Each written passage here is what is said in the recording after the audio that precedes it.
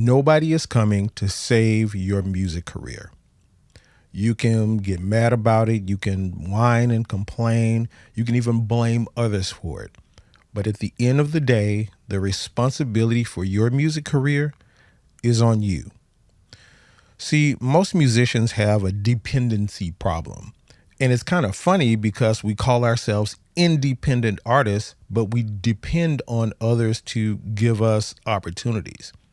But that's got to change if you want to be successful. So in this video, I'm going to show you exactly how to shift to being a truly independent artist so that you gain the freedom and the success that you deserve as a musician. So I want to start this off by reading a comment that was left on one of my videos. And this comment is really interesting. It illustrates what we're going to be talking about in this video. And this comment was left on a video I did about musicians not knowing music business. So check this out. Really, really interesting comment. It's kind of long, so I'm going to just read part of it. This person says, y'all always making this type of content, but y'all not thinking, because as an independent artist myself, I understand that there are two different kinds of independent artists. Already kind of a strange spot we're in here, but okay, let's keep going. Those that are looking to get signed primarily, and those looking to be the best at their craft primarily. Really? Okay. It is extremely rare that you find both in the same artist. So the reason I say you guys aren't thinking is because you try to basically turn, yes, he says this, turn a H into a housewife. You could have used a better analogy than that, bro.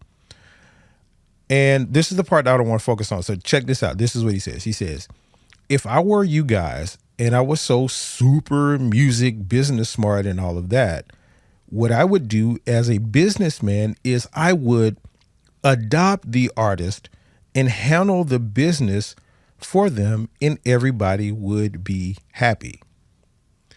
So let me tell you a story about where what he said there happened in a situation that I was a part of.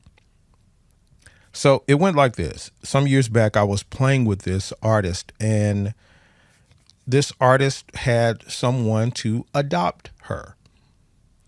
And by adopt, what I mean is basically he came in and sort of supported her career, gave her money, kind of poured money into her career, helped her record some albums and all of that kind of stuff, basically managed her in so many ways. And you know, that's what the relationship was about. He would book some gigs for her. She would go out and do the gigs. She would get paid here and there for the gigs. Some of the gigs were decent. Most of them were not. But here's what happened. During this whole time, the artist herself didn't learn any sort of music business, didn't get business savvy at all. She was totally dependent on this person that was funding her career. So what happened? As a result of that, when he started to drop her because he wasn't seeing any sort of return on his investment, by the way, and let me just pause there and say that when somebody's giving you money like that, they want to see a return on their investment. So you still have to have some business savvy. But because she didn't, and because she wasn't returning any money to him, he sort of dropped her.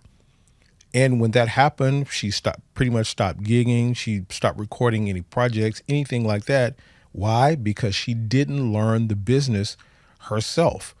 And she didn't know how to book gigs. She didn't do any of these things herself, so she didn't know how to do it. And guess what else?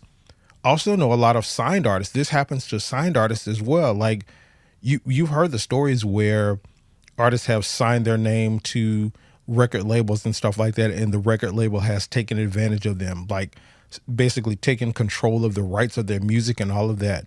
Why? Because the artists themselves didn't have any sort of business sense, business savvy. So I tell you this story to help you understand that no matter what kind of situation you're in, but particularly as an independent artist, you gotta have some business savvy. You can't be dependent on someone else coming in and doing everything for you. Now, I'll differentiate that from, a collaboration where you're kind of working with somebody and you guys are business partners. That's something different. But just being dependent on someone, like this comment says, and somebody adopting you as a businessman and then not seeing a return on their investment, that's not how stuff is going to work. You have to shift to being independent. So that begs the question then, how do you truly become an independent artist? Like, how do you shift from that kind of thing to becoming independent? So there are three ways that I'm going to give you to do that. But let me first sort of define and tell you what it means to be an independent artist. And I'll illustrate this with a story. So I remember when I was on my first tour, I was really excited about it. We landed in the city. We landed in Washington, D.C. We leave from the airport. We go straight to the venue that we were going to play at. And it was this huge arena. So we walk in the door for getting ready to do our sound check. And I tell you, man, when we walked in, it was like the heavens kind of opened up and you just heard music coming at you, because you can imagine there's lights and stuff coming down at you. Like already, everything is already set up. I go to my station. I got a big Hammond B3 in front of me and two keyboards to the left of me and two keyboards to the right of me. And, full DWP's 5-piece drum kit sitting next to me, bass amps and all of this. And then what made it even better was that the people who were coming to the concert of the artist that I was playing for, they were already arriving at the arena. This was like 6 hours before the concert was supposed to start, but the people were so excited. They were getting there early too to listen to our sound check. And man, I tell you, it was just the most exciting thing ever. I'm feeling like, man, we made it. Like it feels like you made it, right? So this is what happened. We get ready to do our sound check and we count off the first song that we're going to do for our sound check. And I'm waiting for that downbeat to happen. We're about to slam on the sound check. We count it off, start the song off, hit that downbeat. And about 3 seconds after that, the power in the building went off. Completely shut everything down. You actually heard it say, and it was like, oh my God, what just happened? Turns out, as what happens in these places, sometimes we kind of blew one of the circuit breakers. So they actually had to have the fire department to come in and all of that kind of stuff to inspect. It was about an hour before we got it back up and running. Needless to say, we got it okay, and the concert kind of happened. But I tell you that story to help you understand what independence is. See, being an independent artist is not necessarily about doing things alone, but it's about setting the foundation up so that nobody can come in and pull the plug and turn the power off on your music career. It's about having that strong breaker box, that strong electricity, so to speak. That's what we mean by truly being independent, an independent artist, so that you have the foundation to support yourself. So let me go into the first way that you do this. And these are really important, so stick with me on these. The first thing that you want to do, and this is, I think, my favorite one, and this is one of the ones that took me a long time to shift to, is that you have to adopt what's called an owner's mindset. So, have you ever seen the show Shark Tank? The show where people come in and pitch ideas to the sharks to try to get financial support for whatever it is that they're building. Have you seen that? So it's strange because these people come in and they have a presentation ready and they present it to these sharks, and they have a solid plan. They present it to these sharks and the sharks listen to them pitch, and then they decide whether or not they're going to support these people financially. And this is very peculiar because this is kind of what it means to have an owner's mindset. See, the people that come in and present their ideas to these sharks, they already have a solid plan. They have an ownership of whatever it is that their business is. They already have something that they've started and gotten off the ground. They own something. This is what they're presenting to the sharks.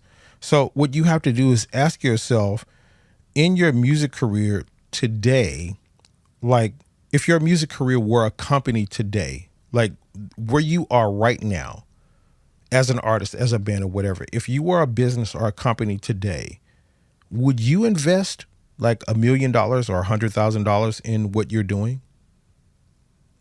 And ask that objectively, like be real about it. Like if someone was doing exactly what you're doing now, coming to ask you for $1 million, would you give it to them? So the lesson there is that you have to stop thinking like just like an artist and, that artist that's waiting to be discovered, and start acting like an artist that's building an empire, that has a plan, that's going somewhere. That's an owner's mindset. You're owning what you're doing. It's not just I just play an instrument. This is the biggest thing that I when I talk to a lot of musicians that they need to shift from. I'm just a drummer. I'm just a singer and all of this.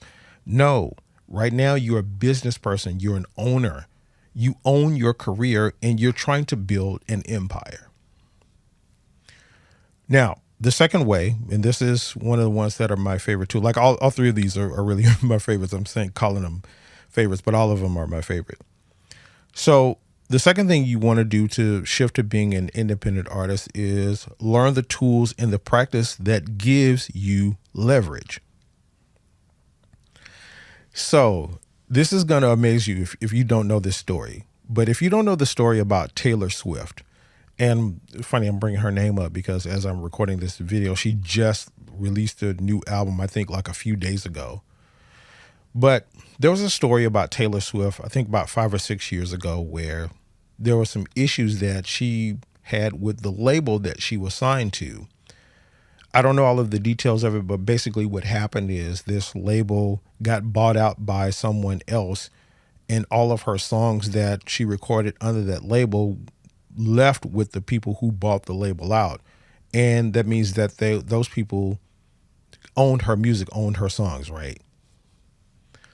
So as a result, in a total like boss move, what Taylor Swift said was, okay, I'm just going to re-record all of my music, all of my songs. I think she had like 3, 4, 5, maybe 6 albums or worth of songs with this other record company that got bought out. And she was just like, you know what? Forget y'all. I'm just going to re-record my own songs, and I'm going to call them Taylor's versions. I think that's what she named them or something like this. So she has versions of her own song. And the lesson in that, this is getting into, learning the tools that gives you leverage.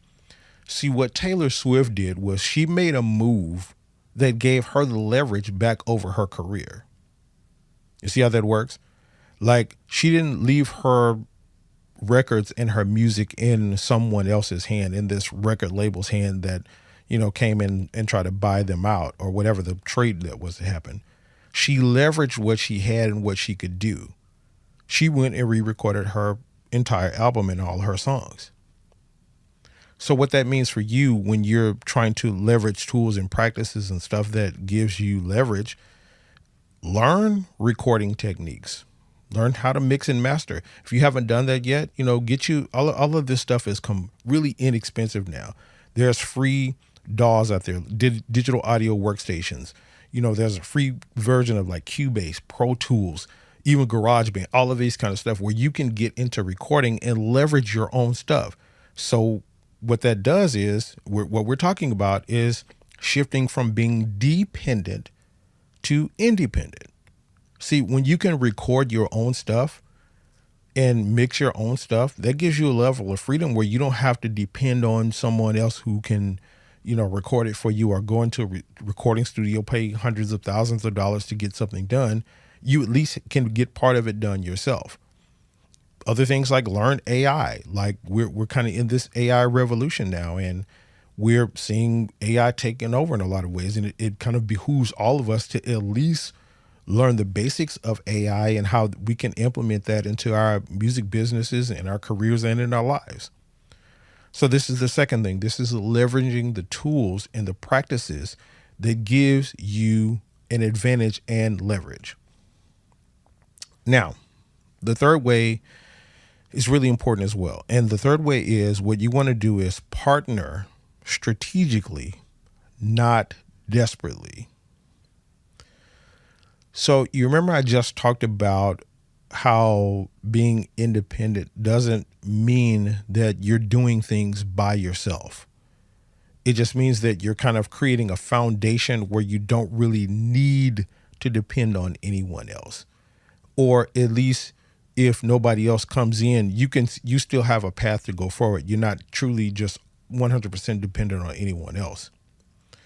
So what that means is working with people, not working for people.